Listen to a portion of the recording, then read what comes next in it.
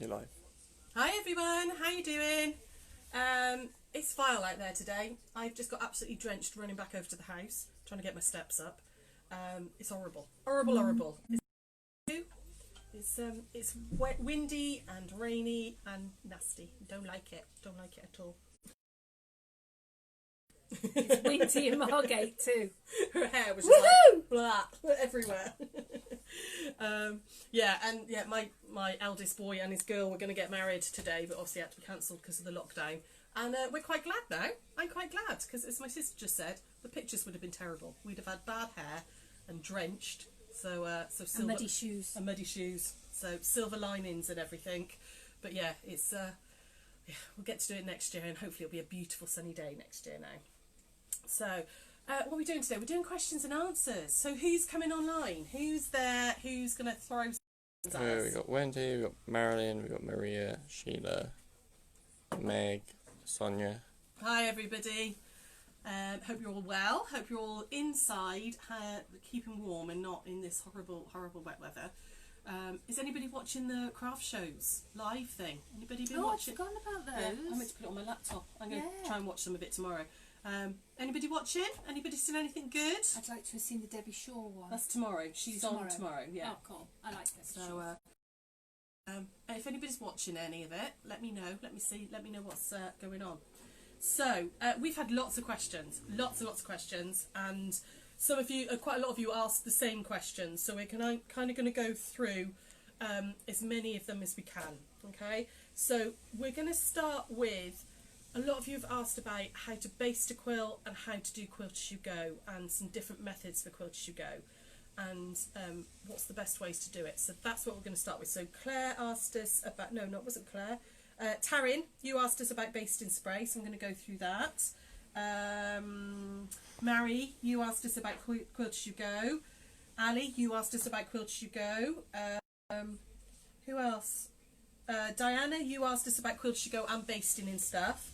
So what I'm going to do is I'm going to go through a bit of a how to baste a quilt, or how we baste a quilt. There are lots of methods, but how I feel is best to baste a quilt, and then how to do quilt as you go.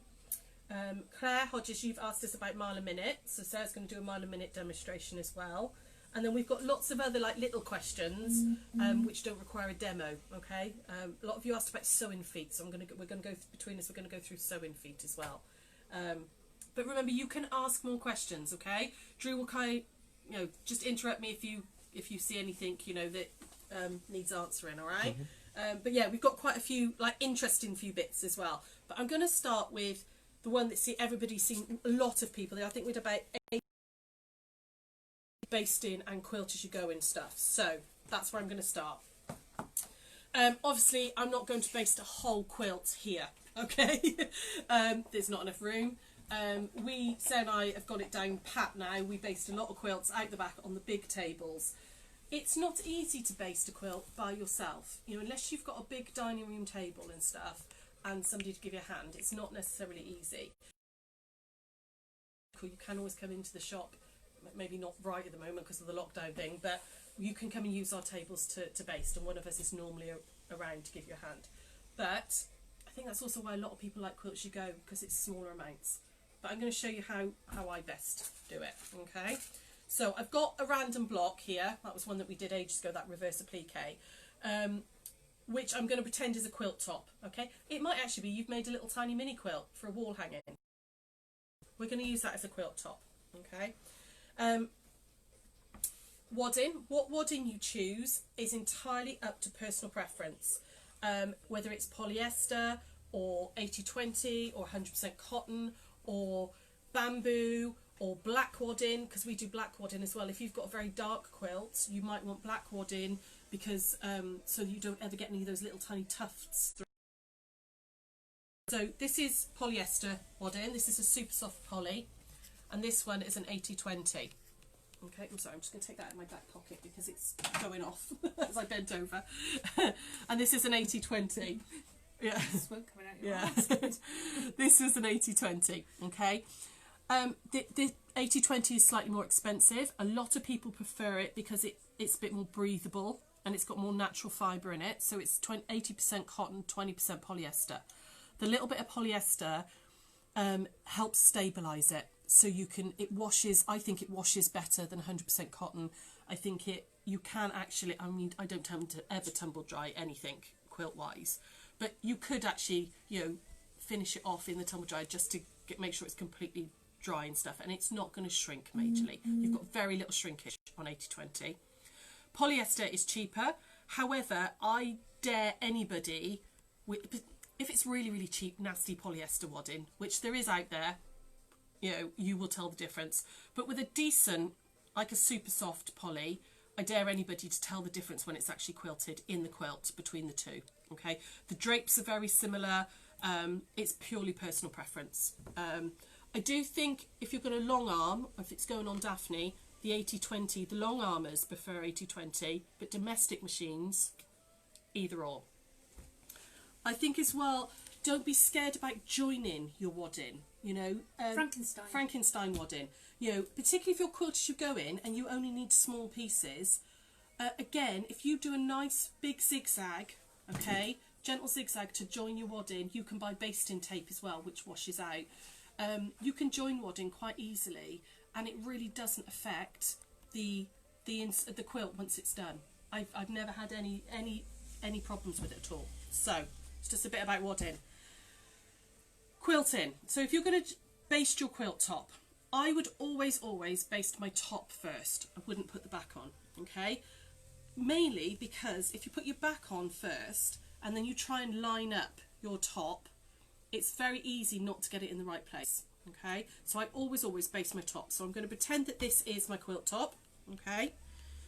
You want, not so much if quilt as you go, but if you imagine this was a big quilt, you want at least 2 to 4 inches of wadding all the way round, okay?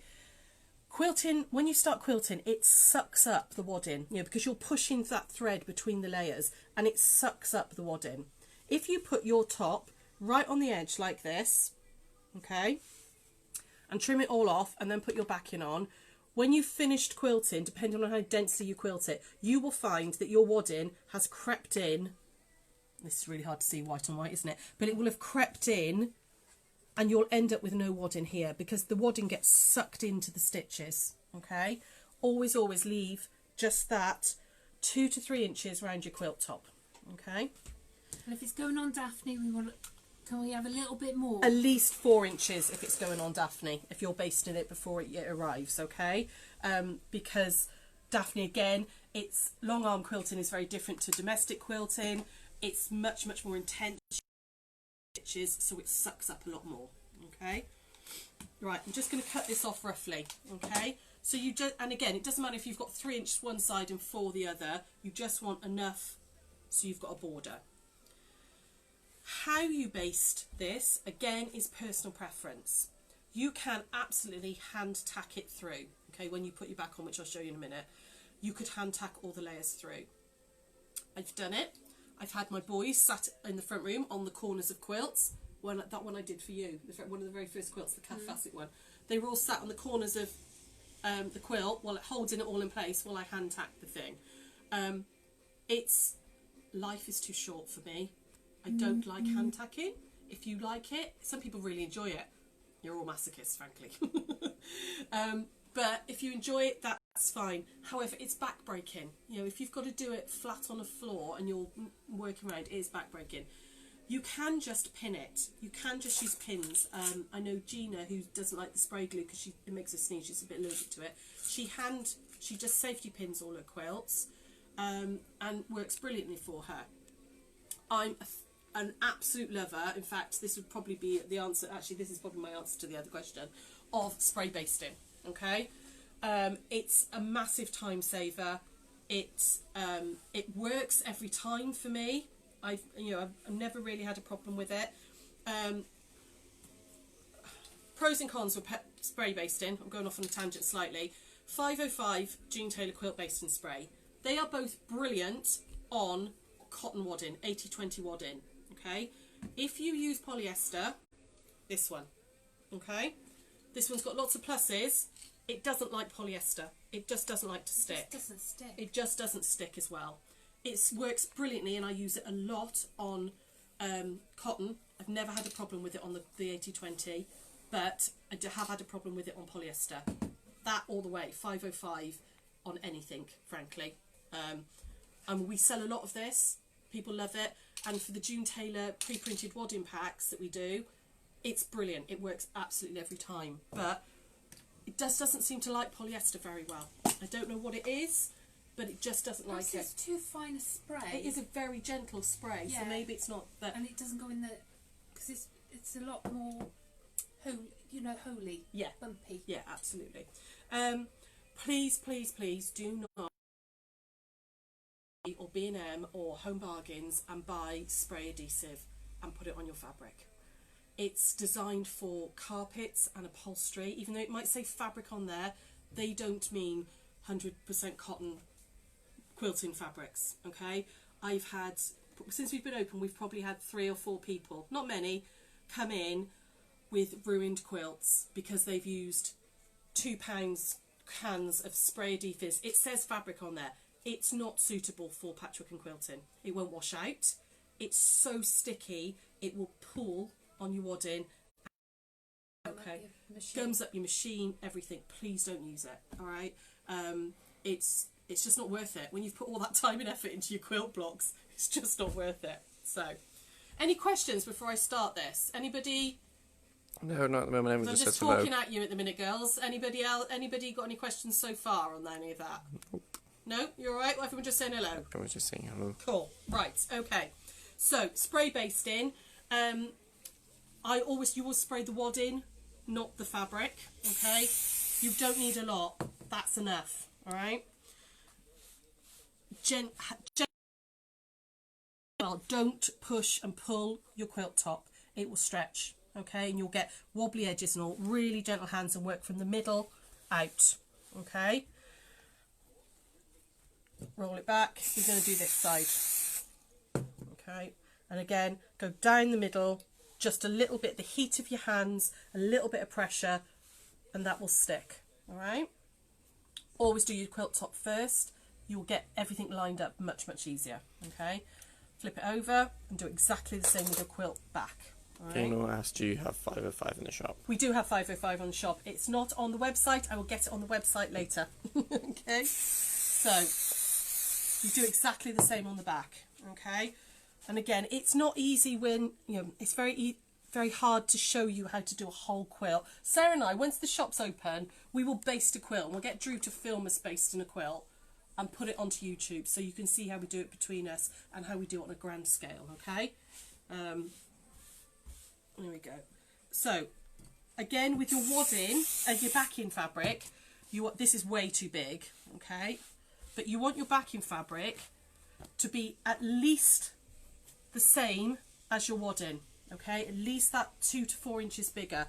If it can be a weeny bit bigger again, I know it's a bit wasteful with your fabric, but you can use those in the mile a minute. Yeah, you can use those bits in the mile a minute that Sarah's going to show you in a minute, okay? So, basting. I do like to, if I'm going to do it on a domestic machine, not Daphne, because we just have to take them out on Daphne, is use curved safety pins afterwards, after I've spray basted, and I pin this is small, hands width apart, okay? So that's sort of width apart. So I would pin with a curved safety pin every hand's width apart. Because as much as the spray wadding is great, I just like that little backup that nothing's going to move. So I kind of go like that through to my next one. Okay, so I would go across the quilt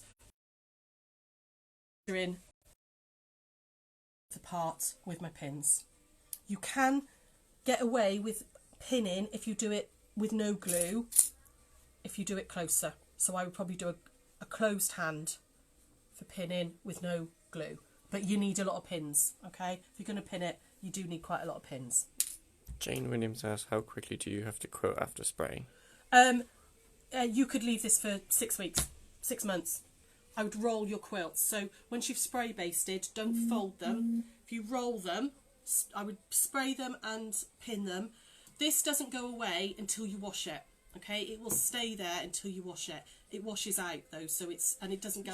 Answers the baby quilt one. Oh yeah, I need to talk about the baby quilt one. Yeah.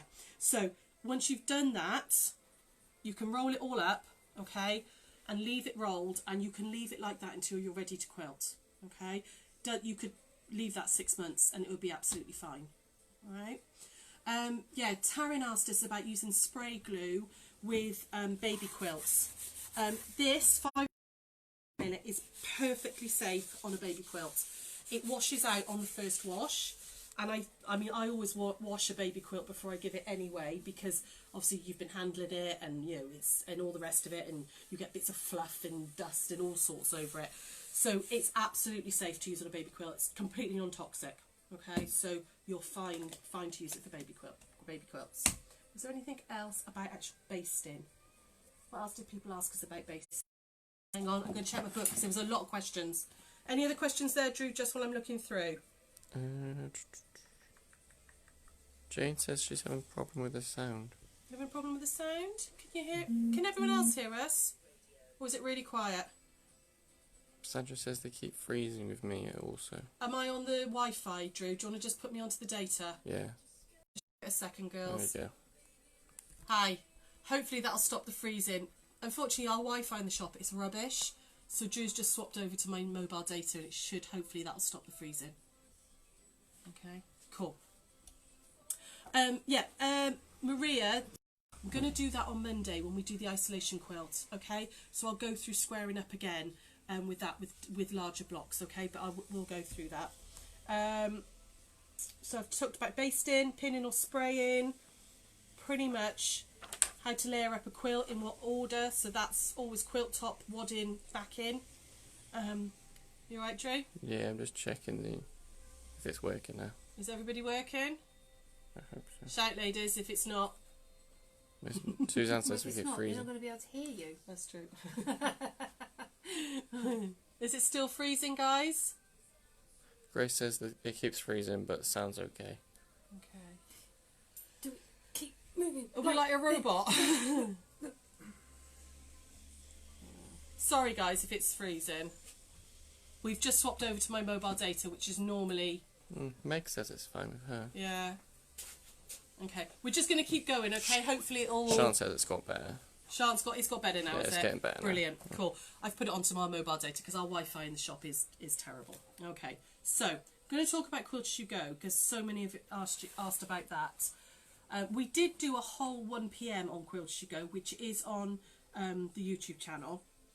And I took you through the whole process. But I'm going to show it you again because so many people have asked about it. So, I'll get that one out of the way. I don't need those. Like that. Oh, it's a rainbow, of course you do.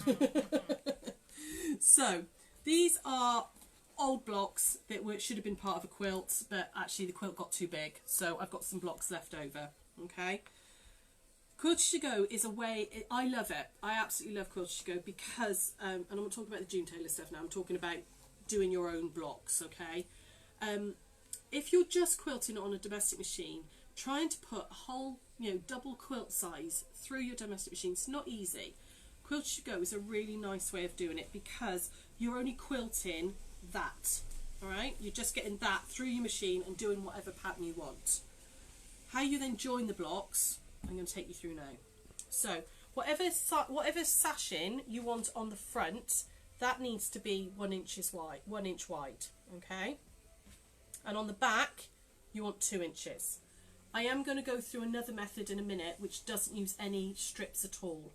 That's got pros and cons to it, but I like this method. Where's that quilt? There we go. So because like this one, this is Quilt As You Go, okay? And I used white strips on the front. Okay, so I've used white on the front so it blends in with the background, and then on the back, oh, there we go. Again, I used the same as my background here, so all I've seen there is the strips, okay? But by using white on the front, it becomes part of, I haven't put a binding or anything on this yet, or the border, but it becomes part of the background fabric, and I don't think it's overly obvious. If you choose, you can choose, like I'm going to do on this one, a really bright fabric, pick out one of the colours, and you can make a feature of it. You actually end up with some really, really nice sort of mini sashings on there. It's your choice, okay? So, you want 1 inch for the front. And I'm just going to grab scissors. And is it getting better now, girls? Are you all right? Is it all? Are you still? We're still freezing, or is it coming back to normal? I think we're okay. You're okay. Okay. So I cut my 1 inch strip bigger than my block. Okay. So I've quilted the block up just like normal, like it's a mini quilt. Okay. 1 inch strip on the front, right sides together. The 2 inch strip. Okay. I want it like that. Just hack it off. And I'm going to fold this in half. Oh, I should have grabbed the Quilt Binding Express, shouldn't I, for this? It's alright, I've done it now, love. Could use one of the Quilt Binding Expresses for this, for quickness. Okay, like that. And I'm going to fold them in half, right sides together. Just like you would do a binding, okay? Eileen asks, is there right side and wrong side to wadding? No, no, not at all. Oh, actually, no. There kind of is on some waddings. Some really expensive waddings, particularly like bamboo and stuff like that, they do have they have a slight bobble on some of them, which is where they've been like felted together. Could you grab me the pins, please, Helen? I haven't got any Normal pins. pins. Just normal pins, yeah. There is a right and wrong side of them. The ones we've got, the standard ones, no. Sorry, excuse me, I've got hiccups. There really isn't. It really makes no difference. Okay, so 1 inch strip on the front, 2 inch strip is going on the back, and I've got all those raw, see I've got the raw edges there, okay, raw edges all together, so I'm going to line those up, line that up like that, and pin it in. Okay, any other questions there, groups, while I'm pinning? Anybody else? Has anybody been watching the craft shows thing? Sandra says, when you quilt as you go, how would you put a border on the sides? On those I've only sides? made them with 2.5 strip binding. So you would just make, so instead of a block quilt as you go, I'd make a quilt as you go piece the length of the quilt and just add it on just like this, and then I'd make another piece for the other side, and then top and bottom. So just think about it as units within the quilt. So with that one, with a border, I will measure the length of the quilt, and I'll cut a piece of, you know, my border fabric, my wadding and my backing. I'll quilt into it, trim it down and join it just like this, down each side, and then top and bottom, and then bind it. Okay, so just treat it like another block. It's just not a square block, it's a long thin block, the border. Does that make sense? I hope it does. Right, so I'm going to pin these down. We've got such a random collection of pins in there. It's whatever anybody leaves on the floor. Yeah, okay. So I've pinned that down. I've got the 1 inch on the top, right sides together. I've got the folded one with the raw edges on the back. And I'm going to stitch 1/4 inch all the way down, okay? It's quite important that your 1/4 inch is accurate. I can't say that word. Accurate. It never sounds right. Precise. Whatever word, which that's a much easier one, is precise. Okay. This doesn't work if it's not. Okay. So test it. Test it on your machine. Get a piece of fabric and draw a line down it and stitch away from, you know, what you think is 1/4 inch away from that line, and test with a ruler. Okay. Because all machines do vary slightly. I wouldn't use 1/4 inch foot with this because it can get caught on the edge. Ow! Don't poke yourself in a pin either. I tend to use my normal foot and move my fabric across and my needle across. Oh, she's so noisy. She still works lovely. She still works lovely, yeah. She's just noisy. Okay. So I've now stitched down 1/4 inch all the way down there. Okay. Ignore your back sashing. Let me just grab the ironing board over. Ignore the back sashing and just gently press out, and I mean really gently, because this is only in, you know, like now 3/4 inch wide. You don't want to stretch it out. Okay. Gently press that out like that. Okay. You're now going to put your next block on here. Okay, so let me just get these the right way around. Actually, do you know what? I'm going to make them a floral shape, make it into a big cushion or something. I want to put these right sides together, like that. This is where I was unpicking stuff last night. Ignore those bits on the back. And I want to line this raw edge here up with this raw edge here. Okay. So once I've kind of got it where I think it's going to be, flip it over. Make sure the edges of the block are right. And that raw edge of this front sashing is right up against the raw edge of that sashing. I'm going to pop a pin in. This is going to be quite a long session today, ladies, because we've got a lot of questions to get through. So I'm going to try and do this as quickly as possible. All right. So I'm going to whip down there. I think we might be on for about 2 hours today, I'm afraid, because there were a lot of questions. I'm now going to stitch 1/4 inch again. Go slow and steady, because your foot's kind of on the what's the thickness of this bit as well. Okay, so I'm going to go all the way down. But you're actually only sewing through one. I'm actually only sewing through one block. Yeah, I'm only sewing through the one block. Ooh. I was. There we go.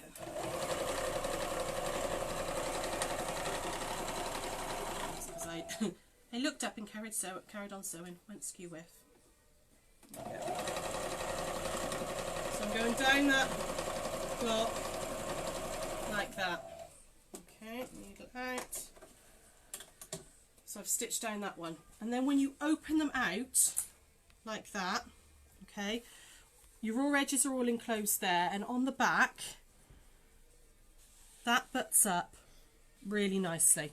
Okay, can you see it's butted up against each other? You haven't got a gap or anything.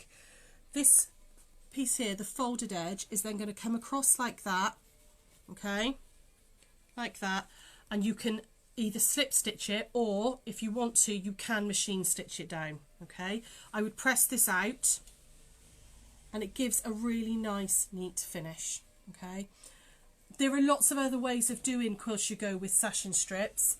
This one just works every time for me, and I genuinely never ever, and other people who've done this, maybe you can comment, you can't feel that that's not one piece of wadding, that wadding's not joined, because it butts up together. It butts right up close together, and once you've put the piece across, it's fine. Okay, so there is, like I said, there's a full tutorial on our Facebook and YouTube.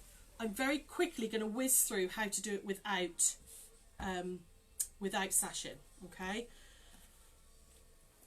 you can only do this with 80/20 cotton wadding, because you need to steam the hell out of it or press the hell out of it, and you can't do that with polyester. You don't want to really put an iron anywhere near the polyester, so you can only do this method if you're going to use cotton wadding. So I'm going to pretend these are blocks, okay, just blocks. I've got no backing on them. You don't want to put your backing on them, you just want to put them onto the wadding. Okay, you're going to put them right sides together like that, and you're going to pin them. I'm going to pin into here,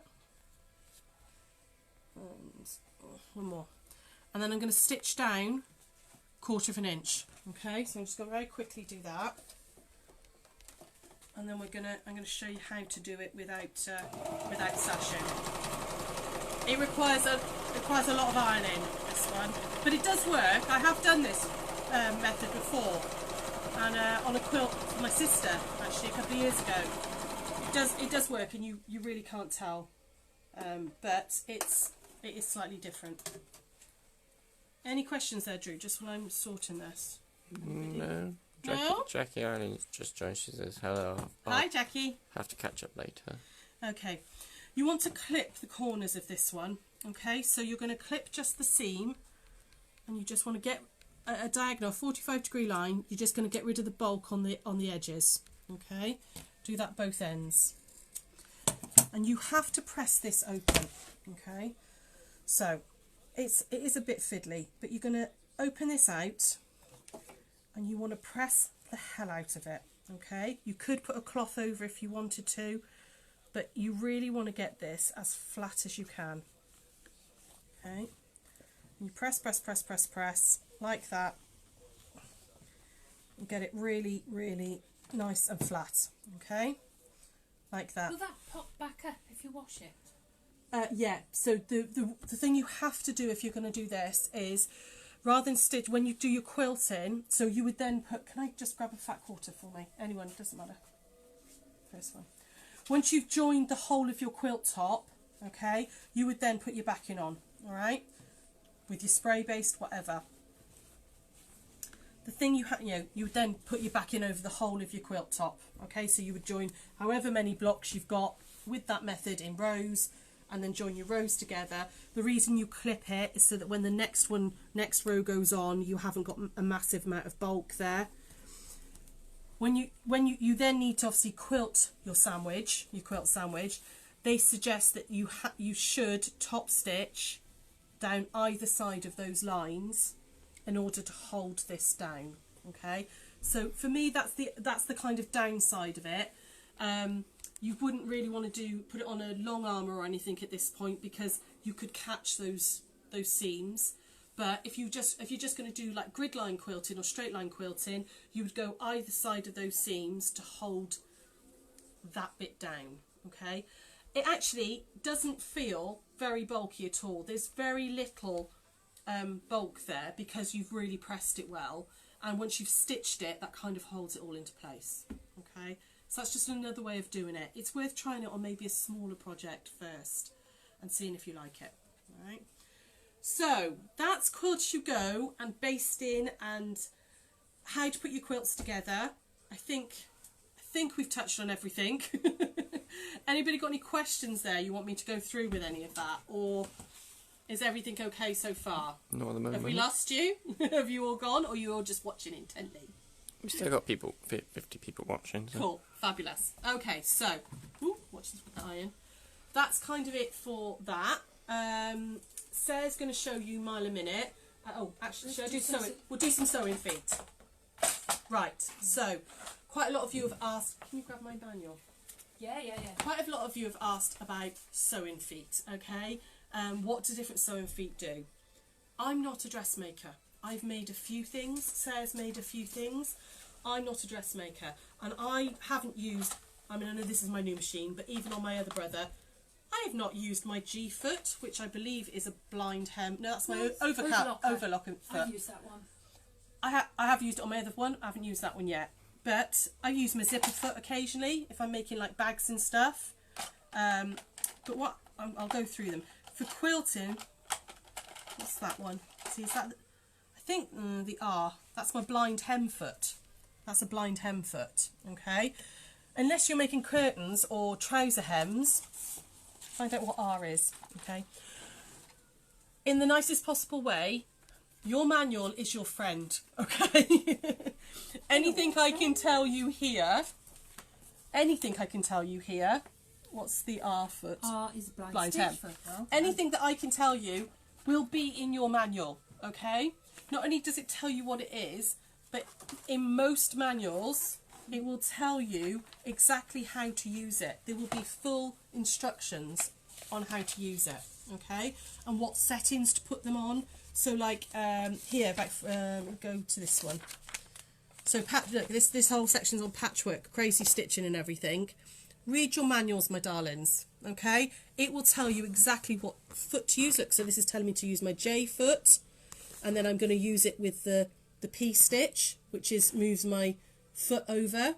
Okay, if you haven't got that setting on your machine, you can use a 1/4 inch foot. Okay, which you've all seen lots and lots. See, my machine came with one. If your machine hasn't, if your machine didn't, yours came with one. It came in the quilting kit. It came in the quilting kit, but not in the box. Okay, if that's my 1/4 inch foot, it's got this little guide and everything. It will tell you in your manual everything you need to know. Okay, I know it seems a little bit boring, but read your manuals, guys. Honestly, I've genuinely read this. I took it to bed with a cup of tea and read my manual. I keep going back to it as well because I won't retain all of it, so I do keep going back to it and referring to it. For quilting, if you're not going to touch dressmaking, because there's lots of feet in here. I had all sorts of random feet, which I don't think I'm ever going to use. I think I showed you guys the other day. I had that one, which apparently is for echo quilting. It's like a little flying saucer. I will try it out. I might not ever use it. I've got all sorts of random different zipper feet and stuff. Is that a blind? Is that an invisible one? Yeah, invisible zipper foot. All sorts of I random bought one of things. those. You know, that's one that's got like a seam guide and all on it. You don't need all these feet. Gadgets are wonderful. They're wonderful, wonderful, but you don't need them all, okay? For patchwork and quilting, you need a 1/4 inch foot, okay? You need your standard general sewing foot, which on a brother is a J, it's whatever it is on your makes, and you want a walking foot, okay? If you're going to try free motion, an open toe free motion foot is invaluable, okay? The one I much prefer the ones that are open toed, like that. They're open rather than the closed circle. You don't get the threads caught in them. But you don't need all of this, okay? Walking foot, 1/4 inch foot, standard normal sewing foot is all you need, okay? And play with them. I would suggest getting a piece of fabric and going through your stitches, okay? On a lot of machines, it will tell you, there's the wrong machine for these feet. On a lot of machines nowadays, if you've bought a newish machine, it will tell you what foot to use. So if I select a decorative stitch, it will go from saying a J foot, it will tell me to be an N foot. And I know that's not just my new posh machine, that's on most machines nowadays. It will tell you what to do. And if it doesn't, back to your manual, okay? These are your best friends with sewing. There's so much hints and tips in there, okay?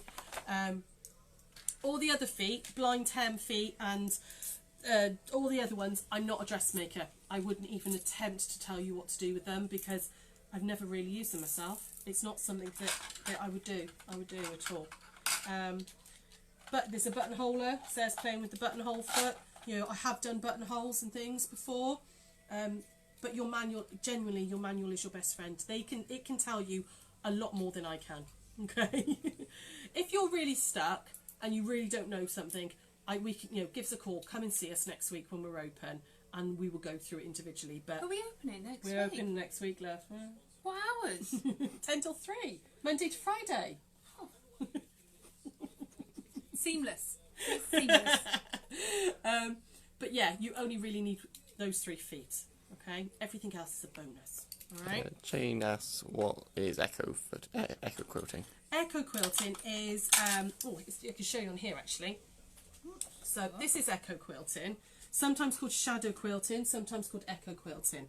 It's when you put the edge of the foot against a shape like that, and so that the needle is the width of the foot away and you're echoing the shape that you've pieced. Okay, so this here is what's called echo or shadow quilting. Okay, it just means that you're not stitching in the ditch really close, you're just echoing the shape that's on the block a little bit away. Think about like a photo frame, when you get the cutout, the cardboard, and it's got that beveled edge and you've got like a line and then another line. It's designed to give that sort of effect. Okay. Right, so that's sewing machine feet. Okay, I'm gonna leave it there because honestly, manual, guys, manual's your best friend. Maria What asks, goes in there? Okay, she's moved all my stuff. She's moved all my stuff. I don't know where it all goes now. Maria asks, would you put tape on your machine to mark exactly 1/4 inch? If you're not using a 1/4 inch foot, you can absolutely do that. You can put a little piece of washi tape or masking tape down, but if you're using your 1/4 inch foot, as long as your guide hasn't bent, that should be right. Okay, if you haven't got one, yes, a little bit of tape. You can buy little guides as well, little magnetic guides, but don't put a magnetic guide on a computerized machine. It can wipe the software. Only use them on manual machines. Yeah, I bought one. Yeah. I bought one and then I bought a new machine. I never used it. You can buy like these little sticky pads as well. I know Kath loves them, which go down and they mean you can butt your fabric up and stuff as well. But yes, you can use a little piece of masking tape. The only thing about that is you've got to really concentrate. You've got to make sure that, if you imagine that's the masking tape that you've laid down, you've got to make sure that you're keeping it and it's not going over at all. At least with the guide on the 1/4 inch, it's butted up against. You've got something solid there rather than it being flat. Okay. Any other questions about sewing machine feet? It was in question, but Jenny's here. Brother has an app called Brother Support Centre, and it has videos and all other accessories. Brilliant. Thanks, Oh, Jen. That's a really thanks, good Jen. tip. So yeah, I'd imagine that Janome and Singer and all would have as well. You know, if Brother do something, Janome are bound to have it. But that's a really good tip. Have a look online. Apparently there's apps that show you videos for all the different feet. Brilliant. Fab. Good tip. I didn't know that. Excellent. No, I know. Right, before we go on to the last demo, because Sarah's going to do a mile a minute, and we'll end with a demo, we're going to go through some of the other questions that you guys asked. So, what haven't we touched on? What are jelly rolls and charm packs for? So, Sarah's going to grab some jelly rolls and charm packs. Jelly rolls and charm packs, this came from Claire. And if you're new to quilting, all the pre-cuts can seem a little bit confusing, absolutely. They are used for, so this block here was done with jelly roll scraps, okay? So a jelly roll is, there's some jelly rolls here, okay? They are between 40 and 42 strips of fabric, which are 2.5 inches wide across the width of the fabric. So if you imagine the fabric was on the bolt, it's normally 42 inches wide. So it's the whole width of the fabric, 2.5 inches wide. There are thousands of patterns out there designed for pre-cuts, okay? The nice thing about a jelly roll is it takes all the guesswork out of it for you. It's all the colours are designed to go together. It will be from one design range, okay? So all of this one is, what's this one called? Abbey Rose, I think this one's called. Yeah, Abbey Rose. So this is the Abbey Rose design range. There's, I think, 26 different fabrics in that design range. So what they've done is they've taken a strip of all the fabrics and put them into a jelly roll, 2.5 inches wide. Okay, exactly the same with this one. You've got all the same design range, so you know it's taken that guesswork out. You know that it's bound to go together. Okay, it's designed to. That's what the fabric designer has done, if they've done their job, obviously properly. But they've taken the guesswork out for you. You know that all of that is tonally going to be right. A charm pack is exactly the same, but instead of being strips, it's 5-inch squares. Again, there are, like this one, you can see this is a flannel one. It's all designed to go together. It's all in the same tonal range or in colours. You can buy plain ones because is there a colourful one there, Sarah? Really bright, colourful charm pack. A lot of patterns for charm packs might ask you to buy to cut background squares. This is just really lazy. It's all done for you, okay? But you've got all that fabric in there, okay, designed to go together. There are hundreds and hundreds of patterns. One of the best designers I like for pre-cuts is Pam and Nikki Lintott. They own the quilt room down in Dorking in Surrey. They've been going for 30 odd years, 35 years. They write a lot of patterns for pre-cuts and they're brilliant. They really know what they're talking about. Okay, so there's charm packs and jelly rolls. You can have mini charms. Okay, mini charms are 2.5 inch squares version of the 5-inch. Okay, all from the same design range, just smaller. Again, they're lovely for like a cushion panel and stuff. You can just stitch them together, or you can do patterns. And then layer cakes are at the other end, and they're 10-inch squares, all again from the same design range. Okay, you've got nearly 3.9 meters of fabric in a layer cake. So that, if you do nothing more than just sew the squares together, if you literally just sewed the squares in rows, you'd get a double bed quilt with that one. You've got 3.9 meters of fabric.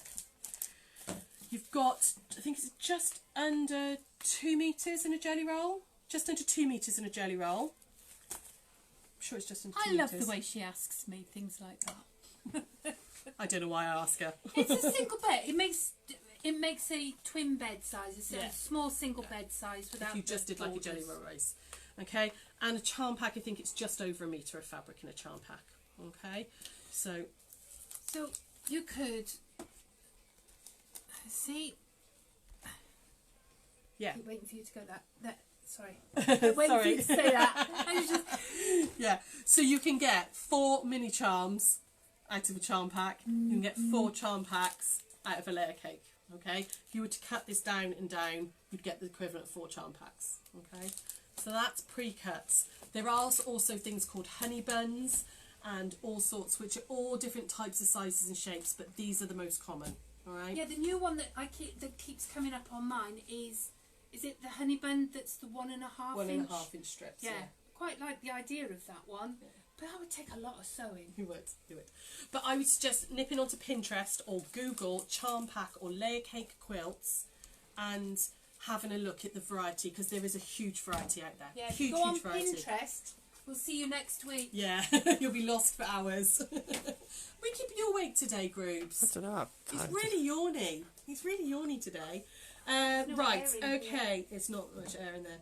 Taryn, you asked me if you sew a line and it twists, what can you do? Unpick just a bit or the whole thing? I presume you mean when you're nesting seams. So like with the Bargello, when you sewing them down and maybe one twists one way, you know, because you know when you nest you want one to go one way and one to go the other. Absolutely, you can just unpick that little bit, make them go the right way and re-sew it down. I wouldn't unpick the whole thing for one seam. You don't actually have to unpick them. If you press it well, you will never ever know. It's going to be inside a quilt sandwich. You'll never know, love. Okay? But if it bothers you, I would just unpick that little bit, untwist it and restitch it. Heather, you asked us what's our favourite patchwork and quilting related item that's not our machines or rotary cutters. And I've really struggled with this, actually. Not that I've got lots of favourites, but I genuinely don't use a lot of gadgets. I genuinely don't have a lot of gadgets. I used to, when I started, I used to buy every ruler and every new gadget that came along. But I have gradually, they've just gone in a box and I don't use them.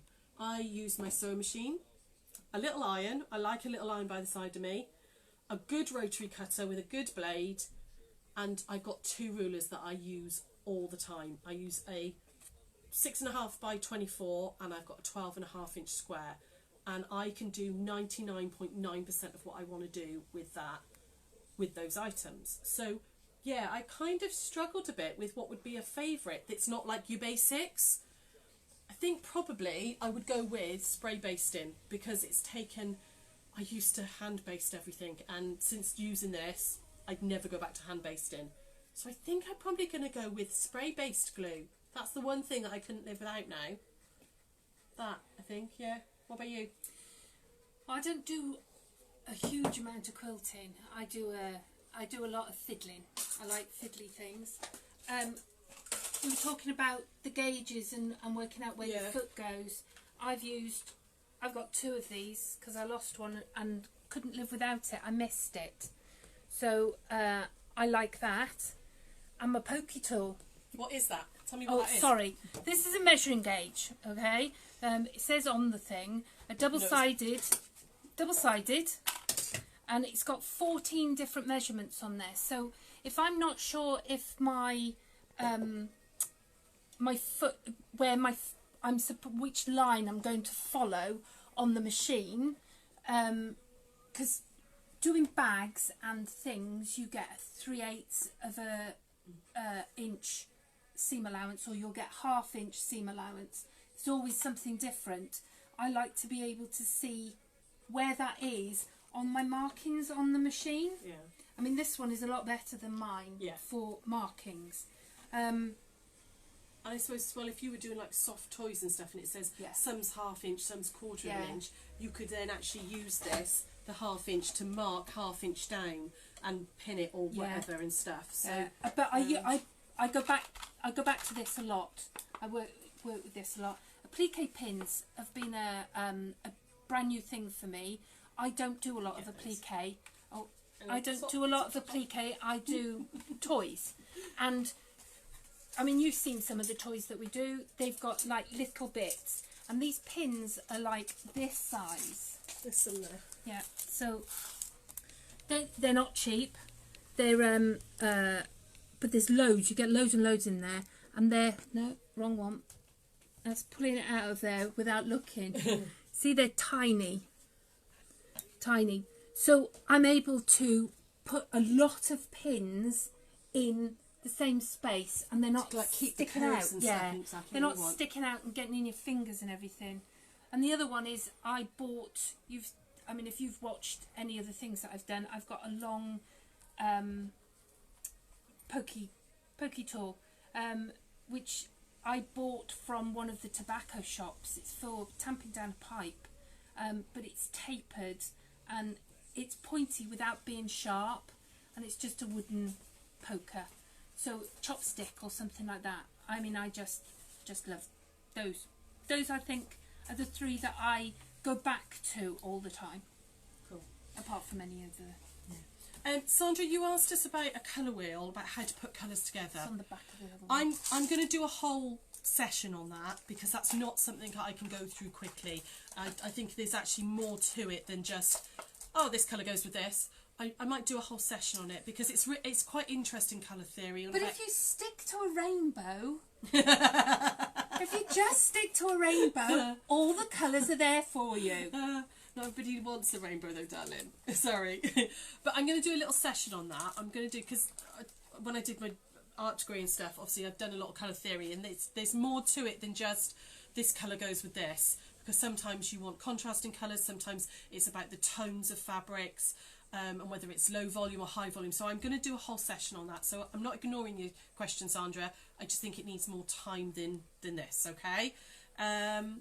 Jen, how to roll a seam. Do you mean when I say about rolling a seam to get the seam popping up? I think that's what you meant. I forgot about that. I will find something to show you how to do that after Sarah's done the mile a minute. Mary, you asked us, when pressing seams, is it better to set the seam on the right side first and then press from back or front? So, can you just quickly sew up there for me so I've got a seam? Okay. I used to always press from the back, because that's how I was taught. And then old Missouri Star Quilt Company, Jenny Doan, I started watching her, and now I can't believe that I ever pressed from the back. So if I've cut that. Oh yeah, let me just chop that off. So you've just put two pieces of fabric together, okay? We'll just chop that down there. Okay, what gets out? You set the seam, and I think we talked about this on one of the 1 o'clocks actually, and I didn't know why you set the seam, but we found out, somebody googled it. It relaxed. Yeah, all the apparently it fabrics. relaxes the stitches and sort of sets them into place.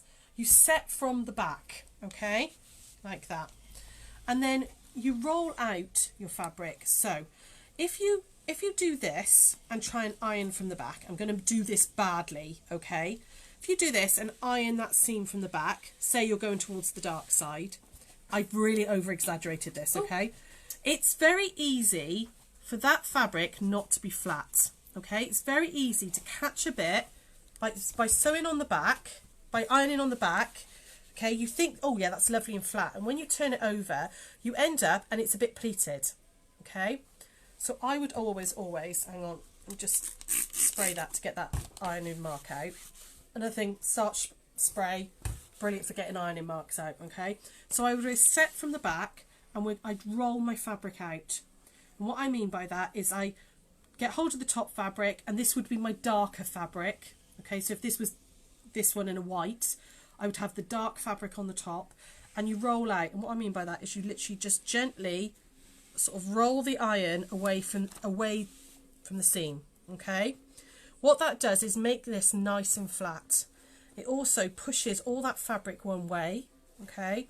I then very often will turn it over to back and just give it another press then, but I would always roll from the front.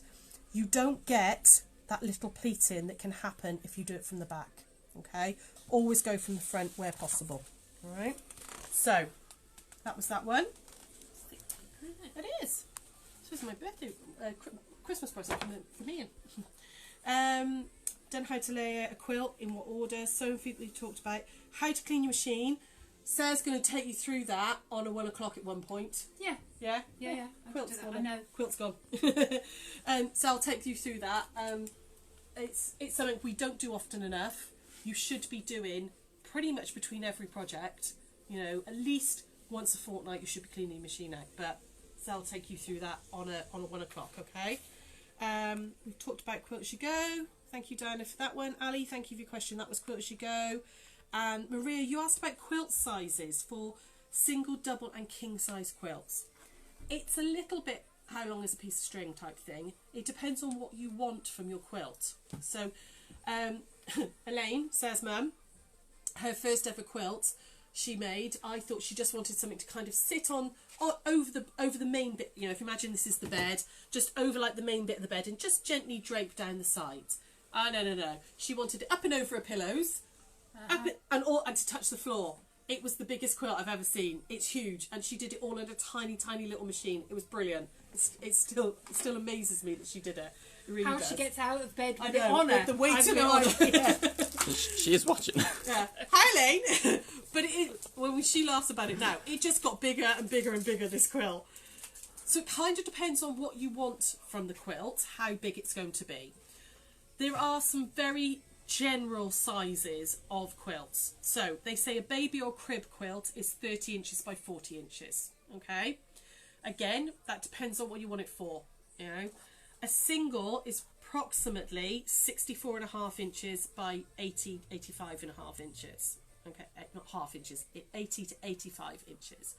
That again will depend on how much you want it to go down, how much you want it to go up over the pillows, or if you don't. I don't, you see, I just like my quilts to sit from like where the pillows end to just over the edge of the bed and just over the sides. Yeah, but is that something to do with the fact that you just want to move on to the next quilt? Possibly. But then I don't like, I've got like a metal frame bed, I don't like things to touch the floor. I like them just to be just over the same as a duvet, basically. But that's personal preference, you might want it longer.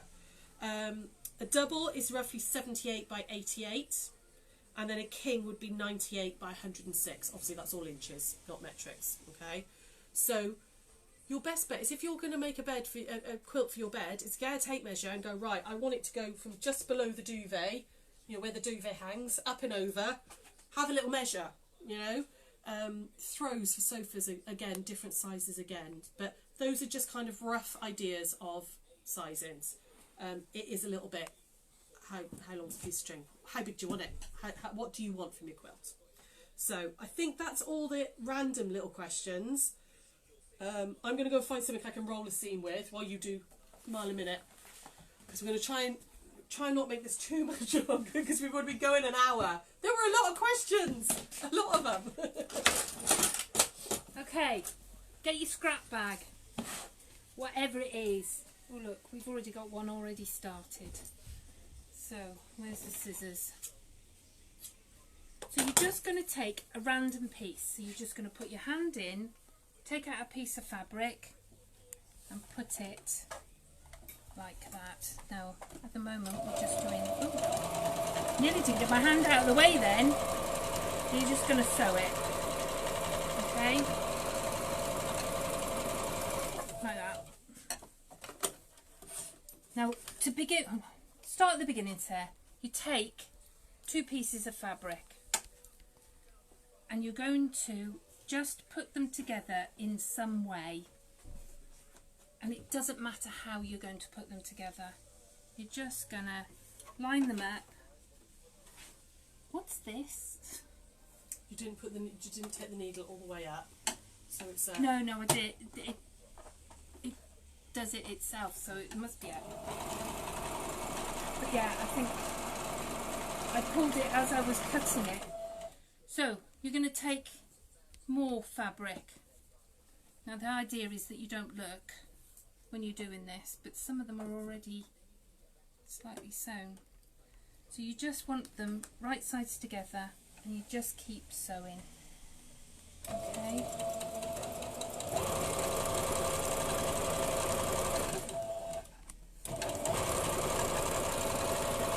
If you pick out an extra long piece, there you go, there's a longish one. yeah, an extra long one, you're going to put that down, put that under the needle, and then you're just going to take a piece out and put it on the top like that, and sew until you get to the end of that.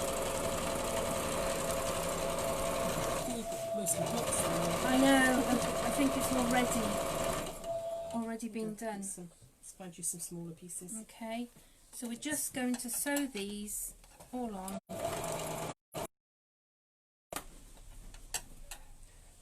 I think this is the box we brought back from Mile Limited, which is why it's all already been sewn. There you go. Can't you believe that I would just pick out the wrong box? Okay. So you're going to do, just keep going. Just pick them out randomly. The best way is don't look at it too hard. Yep.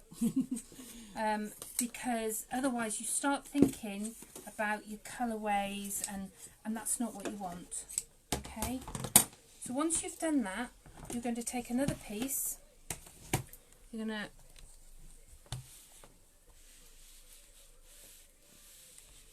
iron it out. Now it doesn't matter whether you iron it out or not, really. So you're just going to take another piece and you're going to sew all your 2 pieces together.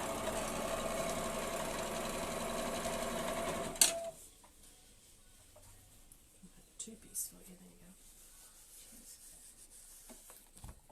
Now if you can have a handy person doing all your grunt work, that's quite good. Some of these seams are not quite 1/4 inch. It doesn't matter. Oh. There you go, there's a bigger piece there you can add on. Right. So what you're doing is you're just building it up until you've got a load of pieces. Any questions there, Drew, while we're doing this? Jenny said, told you you didn't want to answer my last question. Oh, the designing fabric thing. No, I'd forgotten to add that in, lovely. Yeah, I don't know what happened with that, lovely. So back ages ago, we talked about me designing my own fabric. I wanted to do a whole range of fabric with Welsh language and stuff, because there isn't any. You can buy lots of script fabrics, but you know, there just isn't anything with Welsh language. It's just so expensive. Genuinely, the only reason we haven't done it is it's ridiculously expensive to get your own fabric designed. So yeah, that's really all it is.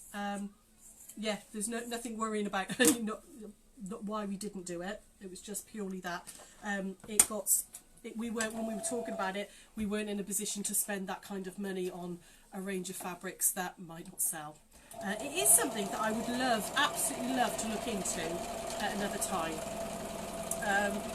You know, I do a lot of drawing, I do a lot of designing, like the applique templates and stuff that we do, and all sorts. So yes, absolutely, it's something I would love to be able to do, but it's time and money, and that's why it didn't happen. Right. So yeah, there we go. Sorry, go on, go for it. No, it's all right. So while I was Right. ironing. The quilt behind, that's a little bit squiffy behind us, is my first ever quilt. I heard them all talking about they were doing a mile a minute class, and I didn't know what it was, and I decided that I quite liked the idea of it. I don't know what I've done here. Okay, so I quite liked the idea of it, and I sat down one day when there was nobody in the shop, there was no classes on, Sarah was off, and there was nothing going on, so I sat down and I just sewed all these pieces of fabric together, and I can't tell you how happy it made me. The only ruler that I could find was a 6.5, which is why these have got little ones. If I was to do it again, I would keep sewing and cut them at a bigger size. So you can see here, there we go. You can see here, because we're running out of time really, you would just keep sewing until you've got a large piece of patched stuff. And you'll look at it and you'll think, oh, I remember that fabric. So 6.5, you're just going to work out, you want to put it down so that you're not losing a corner anywhere, and you'll find that sometimes you might want a bit more of that one. I quite like that fabric, so I'll move it over. So I quite like the stormtroopers with the wooden critters. Yeah. Why not? Why would you not have stormtroopers with bunny rabbits? I want a bit more of that one there. So I want about 1/4 of an inch there. So you can use your ruler as to almost like audition fabrics. What interesting bits can I see? What's happened in there? You can use, like, you can see there's a random flying geese that obviously went a bit wrong. Yeah. It's gone in the scrap bucket. Doesn't matter. You Chuck could it in start- a minute. Yeah, you could start with your orphan block in the middle and just add bits to it. So there you go. You just cut it to the size that you want it. Yeah. And these bits that you've cut off, don't throw those away. Just start sewing them onto your next piece. You know, so that piece I would then just sew onto another piece. Yeah, and you'll get a nice... And you get... Yeah. I don't know if you can see it. So you end up with like Drew, can you get close there? Can you see, like, where we've cut down and cut down, you've got that just tiny little slither of little ducks there.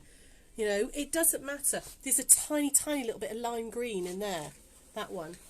On that one, I was given a present and it had a little bag and I liked that, so I added that one. Yeah, but you can see again, just you end up with little slithers and things. It's about using your scraps up and not thinking. Put your scraps in a carrier bag by the side of you so you can't audition them, and just pick a piece out, sew it to the next one, pick it out. And like Sarah was saying, once you've put 2 together, then put those 2s into 4s. Once you've done the 4s, put the 4s into 8s. And then if you suddenly think, oh, it's all getting a bit big, grab a big bit out of the bag and stick it on the side. And then cut out with a ruler. Either use a 6.5 or a 12.5 and just audition your fabrics. It's as simple as that. And then you sash it up and Bob's your uncle, Fanny's your aunt, who's got it. Oh, you in that I have always wanted to make a skirt out of this. I would love to put all the bits together, but then I have a lot of ideas that I never get round to. Right, very, very last thing then, because we've been going for ages, roll in a seam. Nearest thing I can find. I can't find anything that hasn't already been sewn. So, I think you're talking about, Jen, when you're doing a cushion, okay? So you've put you imagine this is the back of front of a cushion, back of a cushion, okay? And you've stitched them together, and we talk about flipping it out and rolling the seam, okay? And what I do mean by rolling the seam is you literally roll it between your fingers like that, and what it does is it pulls that seam. Can you see the seam is sitting right on the top? If I just fold it over, it's not necessarily sitting on the top. If you roll it between your fingers, hopefully this is making sense, it kind of brings the seam right to the very, very edge. Good for top stitching there. Yeah, and then I would press it and you can top stitch it. That's what I mean by rolling a seam. So hopefully that made sense. Any other last minute questions? Because we've been waffling on for blooming hours now. Anything A there? cup of tea and a Jaffa cake. Oh, Jaffa cakes. Yum.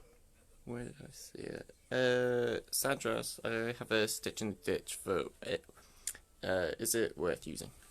I wouldn't use my stitch in the ditch foot while you were quilting, okay? It's the whole point of a walking foot, we probably told you before, is that your feed dogs are coming up like that and they're dragging the bottom fabric over. Because you've then got wadding and your quilt top on a quilt sandwich, your walking foot is working at the same rate as your feed dog, so everything goes through smoothly. If you put a stitch in the ditch foot on, you haven't got that walking action. Stitch in the ditch feet are really good, I think, for bag making in particular. Top stitching. If you were top stitching around something that wasn't particularly like a cushion edge and you wanted a really, you know, Ooh. yeah. So right, okay. Imagine this is a cushion edge. Okay, hang on. So I've got some wadding underneath because I'm making a cushion front. I would put my stitch in the ditch foot here so that I can get that line to just attach it all together there. On smaller things, maybe Quilt As You Go, you could use your stitch in the ditch foot because you haven't got as much movement of fabric. I would never ever use one on a large quilt through a domestic machine. I don't think you don't get that walking action and you will end up with wrinkles and puckers in your backing fabric. They'd be brilliant for top stitching. Yeah, they are because really you good put for it in there Yeah. and move your needle. Yeah, and it really, yeah, And they're good. They're good for some things. I don't think they're good for what we call stitch in the ditch quilting. you need your walking foot for that. Okay, anything else? Nope, everyone says thank you very much. That's all right. I know that was really long. I know we've waffled on for a hell of a long time. But there were a lot of questions, and that was the point of it, wasn't it? It was questions and answers and trying to cover as many little random questions as possible. If you still have things you want to ask us, please do still send in the questions. We will try and get, give you some answers or do a little mini demo or something on what it is, okay? Or come in on Monday and ask us. Are we open on Monday? Yeah. I Are thought we? we What might time are we about open? 10 o'clock. Yeah? Okay. Yeah. All But right. we're going home at 3. We're open 10 till 3 on Monday and Tuesday and Wednesday and Thursday and Friday, but not Saturday. Not Saturday, no. No, I've got a class Saturday. Class Saturday. Yeah, so we're just doing reduced hours and slightly reduced week, okay? But you can still click and collect, you can still order on the website, you can still call us, all good, okay? Fab! We will see you Monday. What am I doing on Monday? I went out this morning, Sean put it on. Oh, we're going to do quilting your isolation blocks, okay? So any of you that have been doing the block of the weeks and all the blocks and all with us, I'm going to take you through some ideas of how I look at a block and how I think about how it should be quilted. I'm sure you guys can hopefully come up with some of your own ideas as well, because it'd be nice for us all to share ideas about how each block works. So we're going to go through that on Monday. And yeah, so we'll have a nice Sunday. Jenny, quick last one. Yeah. Jenny asked, can we do this again? You'd like another question and answer Yeah, one? anytime. Yeah, absolutely. Yeah, if you've got more questions, we can absolutely do this again. Yeah, just keep sending them in, and I'll store them, and then perhaps we'll do it in a couple of weeks' time. Yeah, it's just feels like you're listening to us a lot, though. Do you really want to listen to us through this long? It's just like a Saturday afternoon class. That's true. We need a pint or a glass of wine with us, though, don't we? Oh, like the Midnight Quilter. Yeah. Oh, yes. It'd be tea and cake for us, though, wouldn't it? Yeah. We're or- such party girls or these days. Gin and dime bars. Lovely. Thank you all for joining us. Have a lovely, lovely Sunday. We will be back on Monday at 1 o'clock. Oh, we'll be here at 10 because obviously the shop's open at 10. Are we opening at 10? We're opening, yeah, apparently we're opening at 10. We're opening on Monday. We'll see you soon. Okay, take care, guys. Bye.